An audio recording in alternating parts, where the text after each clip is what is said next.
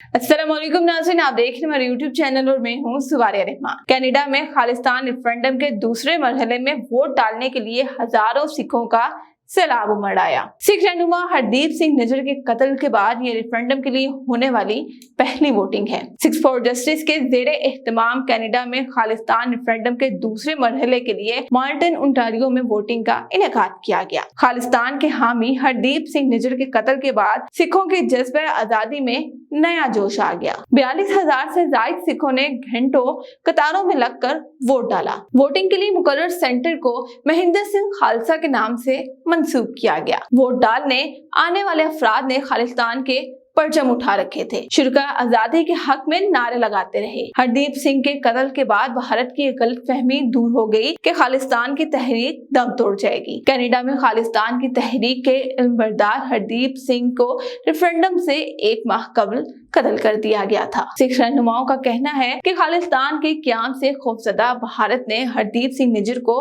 रास्ते से हटाने के लिए अपनी एजेंसियों का इस्तेमाल किया। बर्मिंघम में भी एक सिख रहनुमा की पुरस्कार मौत के पीछे भारत के मुलविस होने का शुबह है। सिक्स फॉर जस्टिस ने गुज़िश्ता हफ्ते बरतानिया, कनाडा, अमेरिका और इटली में रैलियां भी निकाली थी, जबकि हरदीप सिंह निज्जर के कत्ल में मुबैना तौर पर मुलविस भारतीय सफारतकारों की तस्वीर भी जारी की थी। बरतानिया समेत दुनिया के मुख्तलिफ ममालिक में खालिस्तान रेफरेंडम में 10 लाख से ज्यादा से वोट डाल चुके हैं।